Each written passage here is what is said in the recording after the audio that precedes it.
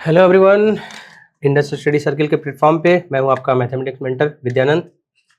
और आज हम लोग स्टार्ट करने वाले हैं कोऑर्डिनेट ज्योमेट्री।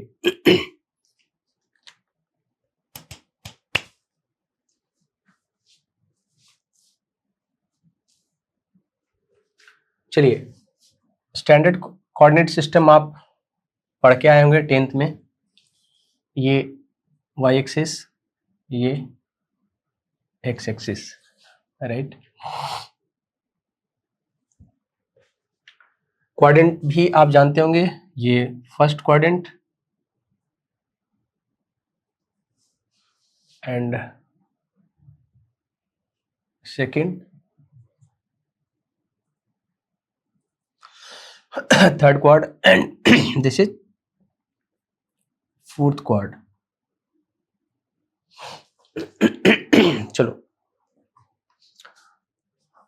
चलो एक चीज यहाँ पे मेंशन कर देते हैं, शायद बाद में भूल जाए छूट जाए तो उसके लिए। चलो आप देखो यहाँ पे ना, फर्स्ट ये है, सेकंड ये है, थर्ड ये है, फोर्थ ये है। यानी ये क्या है ना, काउंटर क्लॉकवाइज है, एंटी क्लॉकवाइज जिसको कहते हैं, उस तरह से हम इसको कंसिडरेशन करते हैं। कल को अगर हमको कोऑर्डिनेट में 4-5 पॉइंट लिखना पड़ जाए ABCDE, ठीक है, तो इसी स्टैंडर्ड को हम फॉलो करेंगे। अगर हमको नेचुरली लिखना है, कुछ इंस्ट्रक्शन नहीं दिया हुआ है, तो हम क्या करेंगे, इसको एंटी क्लॉकवाइज ही लिखेंगे, 3-4 पॉइंट जो भी हमारे पास रहेगा। ठीक है, चलिए ये सब बेसिक्स जो है आपका कोई भी पॉइंट अगर P है यहाँ पे, जो कि आप 10th में पढ़ के आए होंगे, XY, तो ये डिस्टेंस जो है ये X है और ये डिस्टेंस क्या है, Y है, राइट।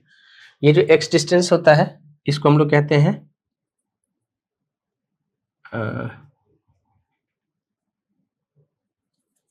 एब्सिसा, और इसको कहते हैं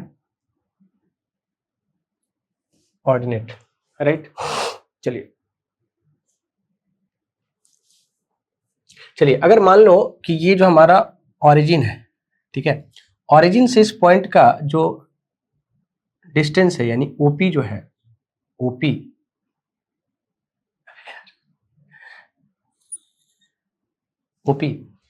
तो मान लो कि ये डिस्टेंस हमारा अगर R है, ठीक, OP इक्वल टू R, ठीक है, देन ये क्या हो गया, इसका डिस्टेंस हो गया, एंड ये कुछ एंगल बनाता होगा थीटा, ठीक है।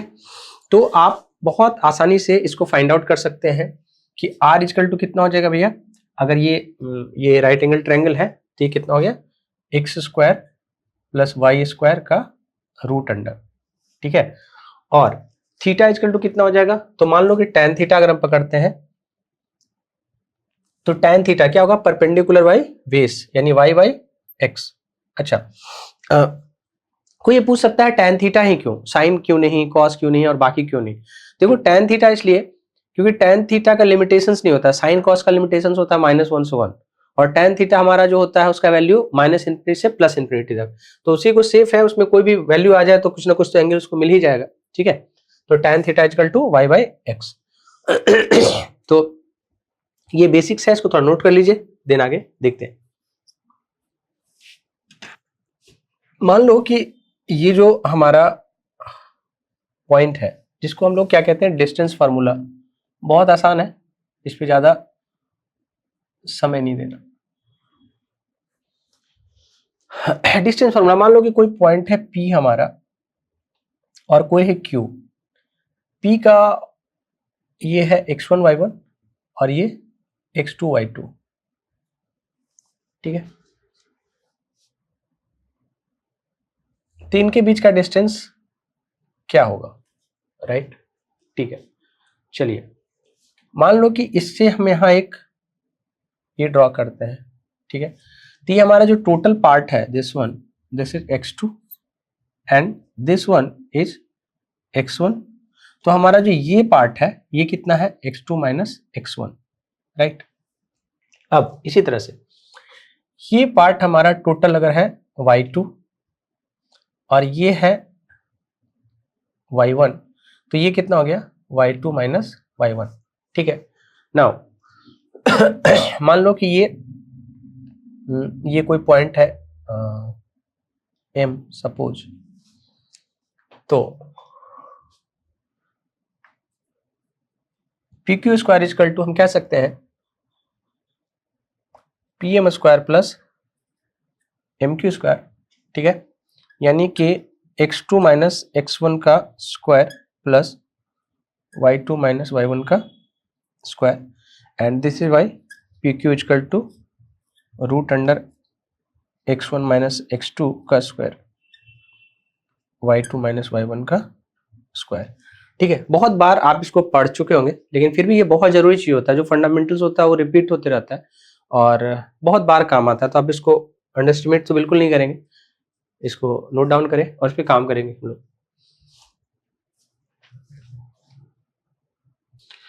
चलो, तो अभी हम लोग देख रहे हैं कि किसी पॉइंट P का जो एक्स वाई है, इसका एक कोऑर्डिनेट हम लोग r थीटा भी लिखते हैं। r मतलब this is r and this is theta. Now अगर हमको इसको इंटरप्रेट करना हो, r एंड x में रिलेशन करना हो, x y में करना हो, तो फिर कैसे करेंगे हम लोग? चलो, हम लोग थोड़ा फंडामेंटल वाला जब क्लास कर रहे थे तो ये समझ रहे थे कि ये सामने वाला जो पार्ट है ये क्या होता है भैया, r साइन थीटा, राइट। और जो बेस है जिसके साथ एंगल लगा हुआ है वो हमेशा क्या होगा, r cos थीटा, यानी x इक्विवेलेंट टू कितना हो गया, r cos theta and y equal to r sine theta. तो ये इंपॉर्टेंट चीज है, इसको ध्यान में रखिए और काम कीजिए, ठीक है। चलिए, अब इसी को अगर हम लोग इंटरप्रेट करें डिस्टेंस फार्मूला में, ठीक है। चलिए, तो मान लो कि P हमारा पॉइंट है ये r1 थीटा 1 एंड Q जो है वो r2 थीटा 2, ठीक है। तो डिस्टेंस जो हमारा PQ इक्वल टू कितना हो जाएगा भाई, अभी थोड़ा देर पहले हम लोग किए हैं कितना, x1 माइनस x2 का स्क्वायर, राइट, ठीक है। तो यहाँ पे ये जो है इक्विवेलेंट कितना हो जाएगा, r1 cos theta 1 and r1 sin theta 1, this is r2 cos theta 2 r2 sin theta 2, right, ठीक है। तो ये हमारा हो गया x1 माइनस x2 का होल स्क्वायर और y1 माइनस y2 का whole square. This implies that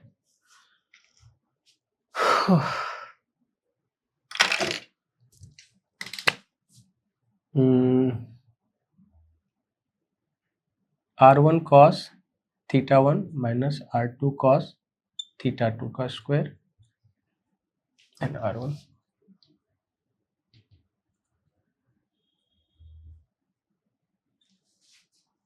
root लगा लेंगे बाद में, ठीक है, पहले इसको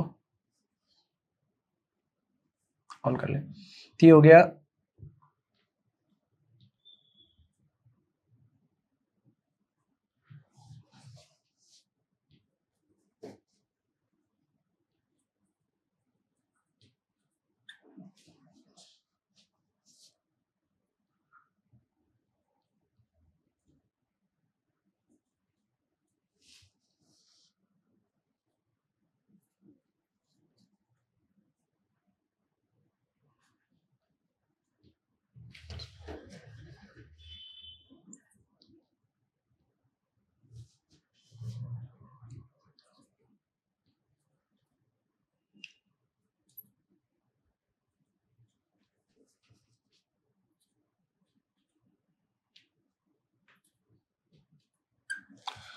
ठीक है। चलिए, इसका स्क्वायर हम लोग पहले लिख लिए, इसका स्क्वायर नीचे लिख लिया, ठीक है।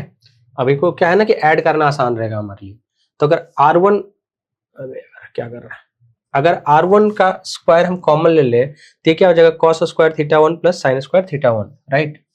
This implies that r1 square cos square theta 1 plus sine square theta 1 and similarly r2 square अगर हम कॉमन ले तो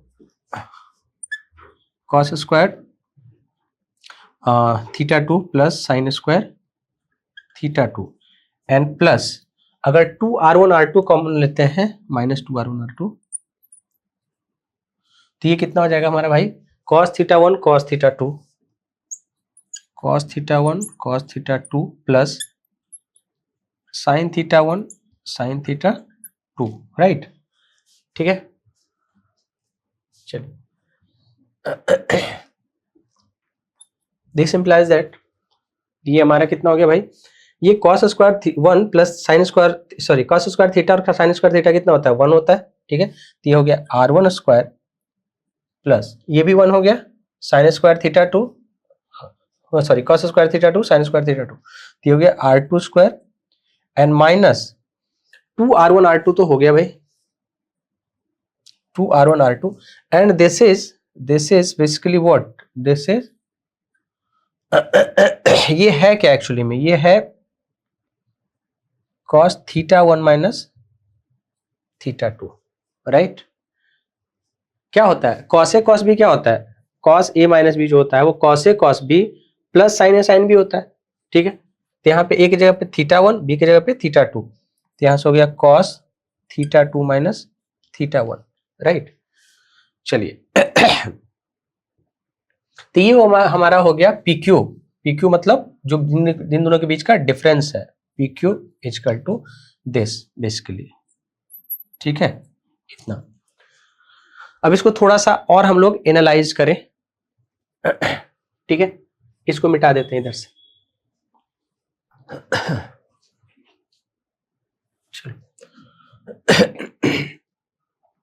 मान लो कि ये था वो पॉइंट, मान लो कि ये पॉइंट ऐसा था, ऐसा ये P r1 θ1 और Q r2 θ2, राइट। अब ये ऐसा था। ठीक है, अब ध्यान से सोचो, तो इसको यहां से हम ऐड करें और इसको यहां से ऐड करें। ठीक है, तो ये हमारा क्या होगा r1 θ1 ये r2 θ2। ठीक है, थोड़ा सा फोकस करना है इस पे क्योंकि अभी आपका वेक्टर भी चल रहा होगा। तो अब अगर ध्यान से देखो, ठीक है, तो PQ बेसिकली क्या है, PQ क्या है OP and PQ equal to OQ। यहां से कह सकते हैं कि OQ vector equal to OP vector plus PQ vector, right. Now हम इंटरेस्टेड है PQ में, तो PQ वेक्टर इक्वल टू क्या हो जाएगा OQ vector minus OP vector. ठीक है, अब थोड़ा सा वेक्टर पढ़े हो, ये याद आ रहा है कुछ, क्लास तो ही गया होगा वेक्टर का फिजिक्स वाले फंडामेंटल में। तो आप देखो कि हर कुछ रिलेटेड ही है, कुछ नया नहीं हो रहा है, कुछ अलग नहीं हो रहा है। अब यहीं पे थोड़ा सा और डिस्कशन अगर हम लोग कर ले कि r1 r2 and this one θ2 minus θ1। ठीक है, θ2 माइनस θ1 यानी क्या, दोनों अगर इक्वल हो जाए, मान लो कि लेट θ2 माइनस θ1 इक्वल टू 0। ठीक है, θ2 minus θ1 equal to 0, θ2 minus θ1 equal to 0। इसका मतलब क्या हुआ, इसका बेसिक मतलब ये हुआ कि दोनों में कोई डिफरेंस नहीं है, दोनों सेम ही एंगल है। तो दोनों सेम ही एंगल है, इसका मतलब क्या हुआ, इसका मतलब हुआ कि ये दोनों सेम डायरेक्शन में है, इन दोनों यानी कि ये जो हमारा OP है एंड PQ है वो सीधे सेम डायरेक्शन, दोनों में अलग अलग नहीं है। सेम डायरेक्शन होने का मतलब क्या हुआ, सेम डायरेक्शन मतलब होने का वो वेक्टर का मतलब दिस एंड प्लस दिस, यही ना। तो दिस एंड दिस दोनों सेम डायरेक्शन में, तो डायरेक्ट क्या हो जाएगा, डायरेक्टली ऐड हो जाएगा, डायरेक्टली ऐड हो जाएगा। ठीक है, चलिए, तो अब यहां से क्या हो गया हमारा θ2 माइनस θ1 0, तो cos 0 का वैल्यू कितना हो गया,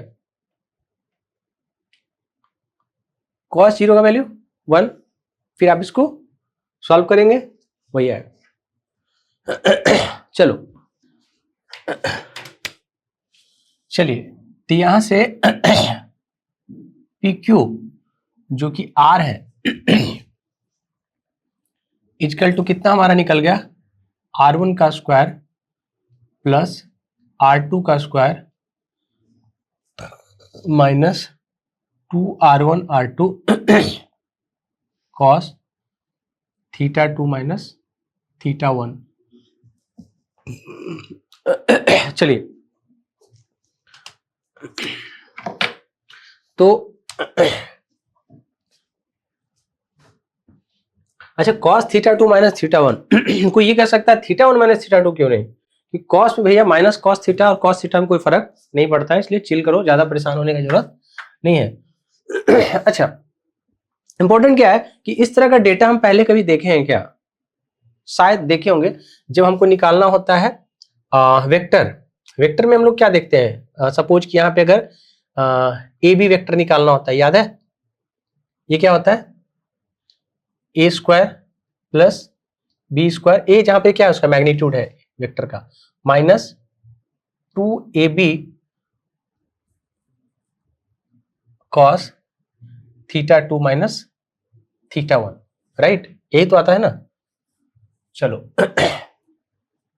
तो इसी को अगर हम लोग पी क्यू वेक्टर लिख दें तो अब कंफर्टेबल रहेंगे आप।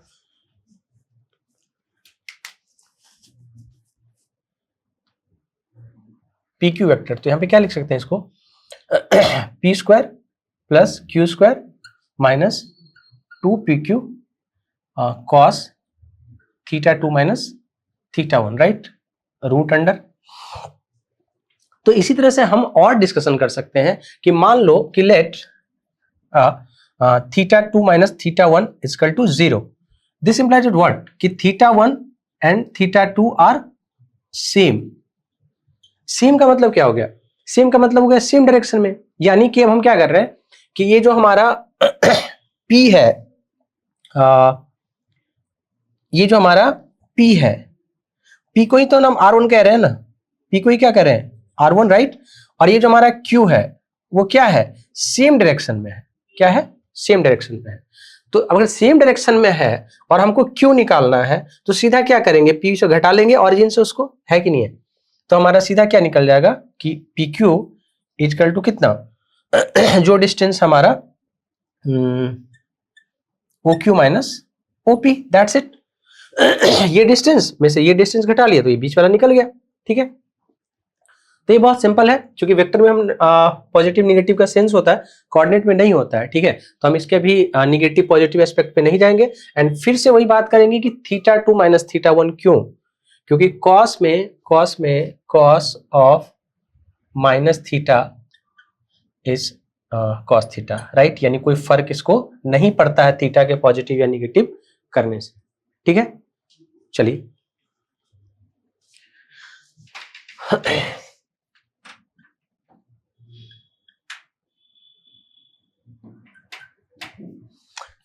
सेक्शन फार्मूला, ठीक है।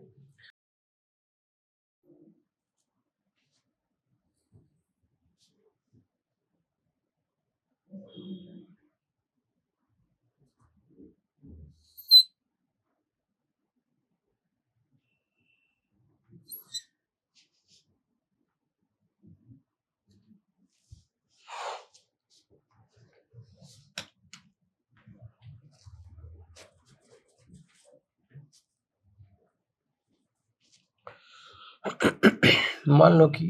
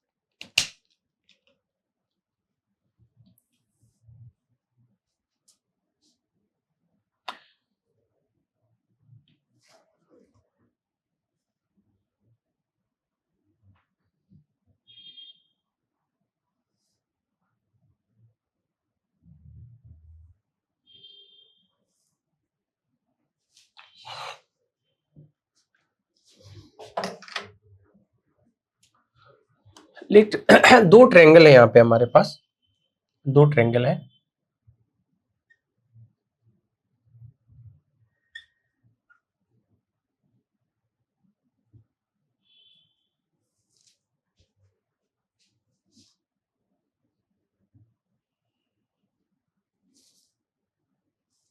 APM एंड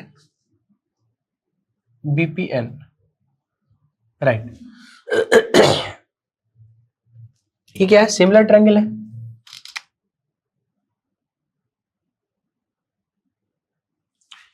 सिमिलर ट्रायंगल है। क्यों सिमिलर ट्रायंगल है? क्योंकि ये थीटा क्या है, दोनों का सेम है। ये सेम है, ठीक है। चलिए तो अब यहां से हम अगर कंपेयर करें, ठीक है, tan थीटा को ही या एक बार साइन थीटा को, एक बार cos थीटा को। साइन थीटा cos थीटा क्यों?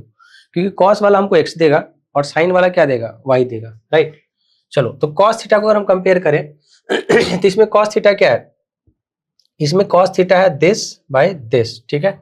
चलिए, यानी कि ये हो गया m और ये कितना हो गया? इसको अगर हम देखें तो ये x माइनस x1 है, राइट, x माइनस x1। तो cos थीटा इक्वल टू कितना? ये दिस बाई m, तो x minus x1 by m equal to, यहां से कितना? ये हो गया x2 माइनस x, तो x2 minus x by n, right. तो यहां से क्या मिल गया हमारा? ध्यान से देखो तो, इन दोनों को अगर मल्टीप्लाई कर दे तो ये nx minus nx1 equal to mx2 minus mx1, ठीक है, सॉरी mx, ठीक है। चलिए, तो यहां से इनको सेपरेट करते हैं हम। चलो, अपने को क्या निकालना है? x निकालना है, ठीक। तो यहां से इधर आकर के कितना हो गया ये भाई? ये हो गया m plus n into x, और इधर से क्या हो गया जाकर करके nx1 प्लस mx2। तो यहां से x कितना हो गया हमारा? nx1 plus mx2 and divided by कितना? n प्लस m, ठीक है। चलिए ठीक है। नाउ चलो, now compare y।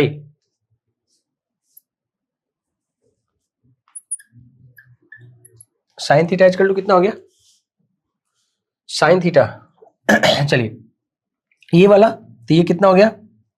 y minus y1 by m equal to, इसमें कितना?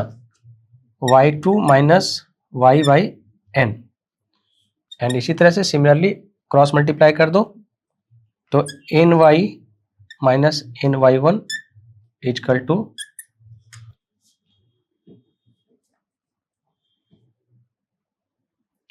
my2 minus my1।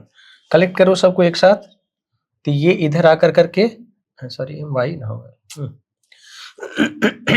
तो ये m plus n into Y equal to my2 plus ny1, and this implies that y is equal to my2 plus ny1 and divided by m plus n, ठीक है। तो यानी literally हमारे पास क्या निकल आया? ये जो कोऑर्डिनेट है इसका p, p का कोऑर्डिनेट क्या हो गया? nx1 और mx2 divided by m plus n, comma ny1 my2 divided by m plus n, ठीक है।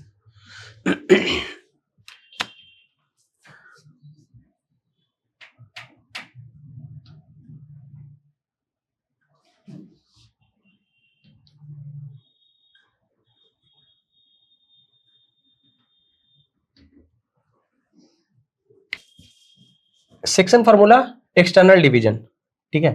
तो मान लो कि दो पॉइंट है हमारा A and B, right,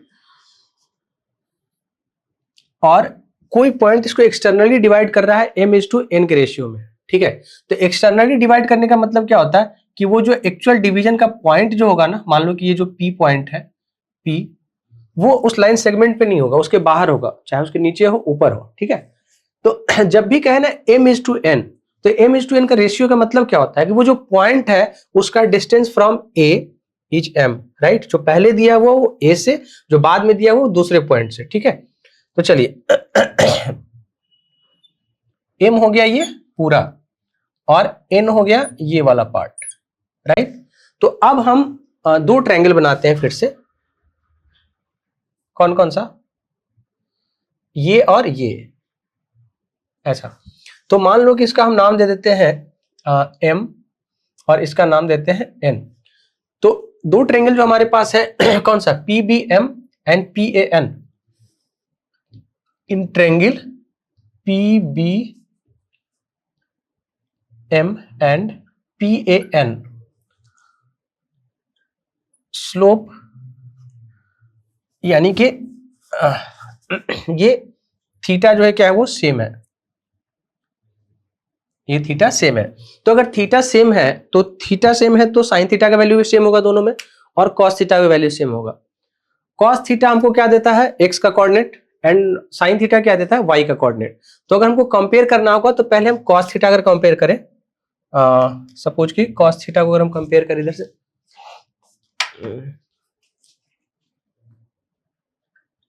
cos theta, तो कॉस थीटा इसमें क्या हो गया भैया? ये एन डिवाइडेड बाई एन, और इसमें क्या हो गया? ये डिवाइडेड बाई एन। तो मान लो कि अगर ये हमारा एक्स वाई है, ठीक है, और ए का कोऑर्डिनेट क्या है? x1 y1, बी का कोऑर्डिनेट x2 y2, ठीक है। तो ये वाला पार्ट हमारा कितना हो गया? x माइनस x1, ठीक है। तो x minus x1 by m equal to, ये कितना हो गया? x minus x2, x minus x2 by n, right. चलिए, हाँ, ये दोनों इक्वल है। अब इनको वही क्रॉस मल्टीप्लीकेशन, तो nx minus nx1 equal to mx minus mx2, ठीक है। चलिए फिर इनको एक तरफ कलेक्ट करें अगर हम, तो x को कलेक्ट करेंगे तो n minus m into x, और इसको इधर ले जाएंगे तो कितना? ये nx1 प्लस mx2, राइट। तो x का कोऑर्डिनेट क्या हो गया? nx1 plus mx2 divided by n minus m, and similarly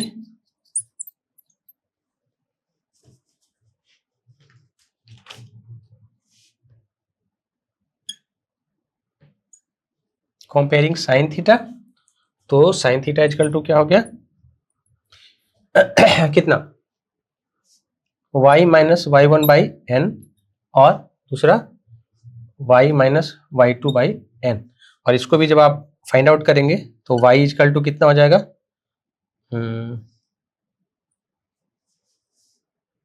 एक सेकेंड, ये तो इधर हो गया, और ये इधर गया mx2 माइनस mx2, ठीक है, माइनस।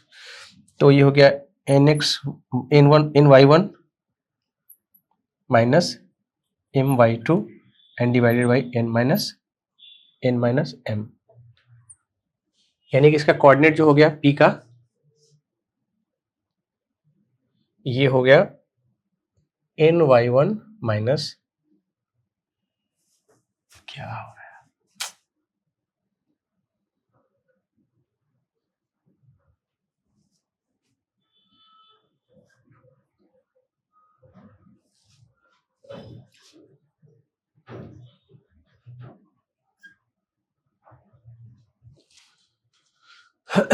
एक्सटर्नल डिवीजन के लिए ये हमारा फॉर्मूला हो गया। कॉन्सेप्ट हमेशा सेम है, काम उसी पे करना है आपको, कि समझना है चीजों को। जो हम लोग इंटरनल डिवीजन के लिए लगा रहे थे वही एक्सटर्नल डिवीजन के लिए भी लगा रहे हैं।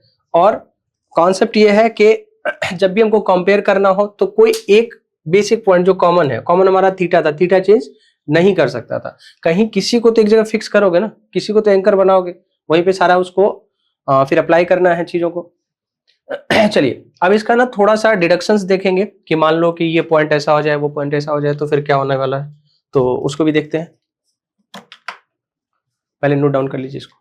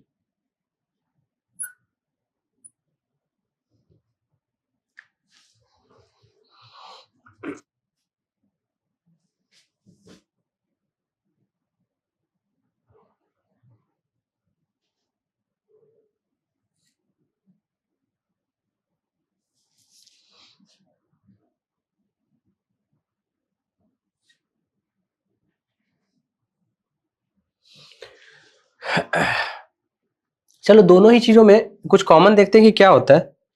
पहला बात तो ये कि सबसे पहला बात, जब भी आपको सेक्शन फार्मूला निकालना पड़े तो एक बात का ख्याल रखना कि m/n का जो रेशियो है, एक छोटा सा ना वो फिगर जरूर ड्रॉ करना।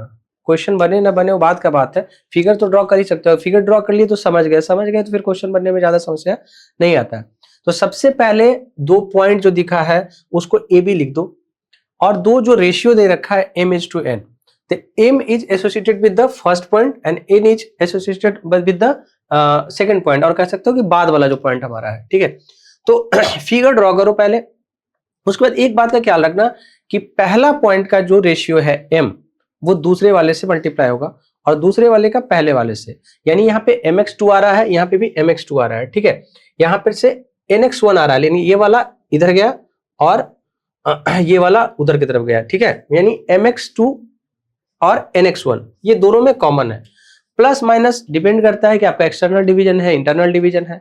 और रटना तो खैर है ही नहीं, ज्योमेट्री में क्या रटना, ज्योमेट्री तो एक बार समझ आ गया तो फिर गलती नहीं होता है, और नहीं समझ आ गया तो फिर बनता भी नहीं है, ठीक है। और ज्योमेट्री, अगर कोऑर्डिनेट ज्योमेट्री नहीं समझ में आ रहा तो फिर संकट बहुत ज्यादा है, ठीक है। चलिए अब हम बात करें इनके ये का, let m equal to n। तो m इक्वल टू n का मतलब क्या हो गया कि ये इनको बाइसेक्ट कर रहा है, राइट, यानी बाइसेक्ट कर रहा है। तो m इज टू n हो गया, तो ये हमारा क्या होगा, m और m, और ये भी m और m। तो यहां से p जो हो गया, यानी पॉइंट ऑफ जो बाइसेक्शन होता है वो कितना हो गया, x1 plus x2 by 2 and y1 plus y2 by 2, right. चलिए फिर आज के लिए इतना ही, नेक्स्ट देखते हैं अगले क्लास में।